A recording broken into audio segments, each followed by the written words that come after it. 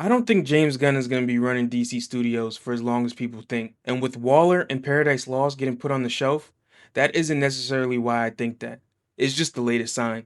Because at some point, as fans, we have to stop looking at every DC announcement individually and start looking at the bigger picture. Projects keep stalling. The original slate keeps changing. Batman still doesn't have an actor or a release date. Wonder Woman still isn't cast. And Supergirl just lost Warner Brothers a shit ton of money. And somehow, we're supposed to look at all this and believe everything's going according to plan? I don't buy it. Go back to when James Gunn announced Chapter 1 Gods and Monsters. It felt like DC finally had a roadmap. That was over 3 years ago. Now compare that roadmap to what we're actually getting. The Authority got paused, Waller is no longer in active development at HBO, Paradise Lost is also on the back burner, and individually, I don't even think those are necessarily bad decisions. If a script isn't working, don't make it. If a project doesn't fit anymore, move on. But here's where you lose me. While all these projects are getting announced, reworked, paused, or shelved, where the fuck is Batman? The Brave and the Bold technically exists. Christina Hodson is writing it and Andy Muschietti is still attached to direct it. But we don't have a Batman. We don't have a production date and we don't have a release date. And Muschietti has other projects he's actively working on. We're years into building a new DC universe and I still can't tell you who the DCU Batman is. And Wonder Woman isn't much better. We know they're developing a movie, but we don't even know who Wonder Woman is. Think about that. These aren't characters you introduce whenever you get around to it. This is Batman and Wonder Woman. These should be two of the pillars holding up this entire universe. And that's what makes the original Chapter 1 slate look so weird in hindsight.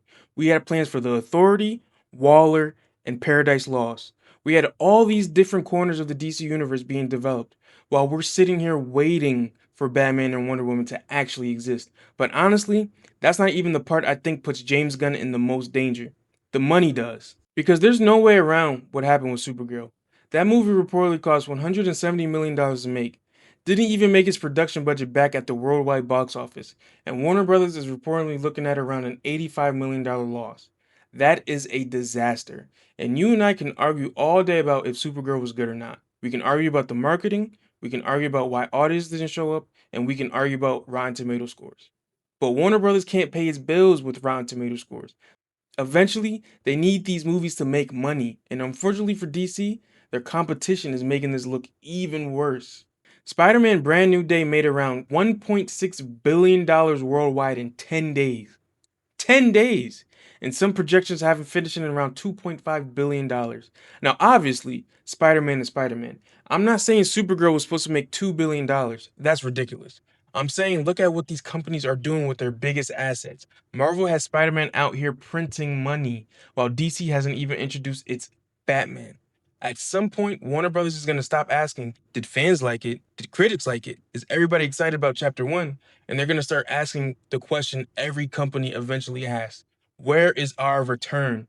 And that brings me back to James Gunn. Because James Gunn isn't just the guy who directed Superman. He's the co-head of DC Studios. This is his scoreboard now. The slate is his responsibility. The strategy is his responsibility. When these movies work, he deserves the credit. When they don't, those belong to him too. And that's why I don't think he gets unlimited time to figure this out. Now, Warner Brothers clearly doesn't agree with me, at least publicly.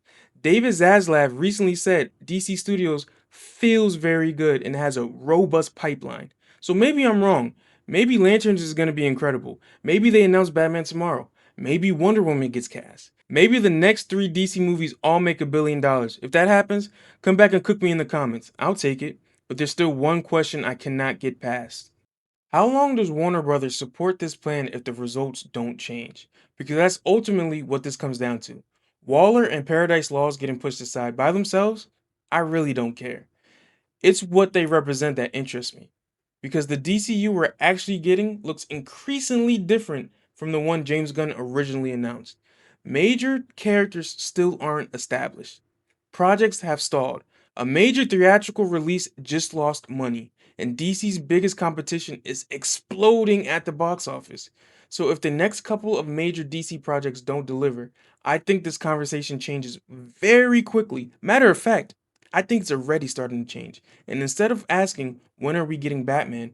People are eventually going to start asking, how much longer is James Gunn actually going to be the guy running DC? And right now, I don't think the answer is as long as everybody assumes. But let me know what you think.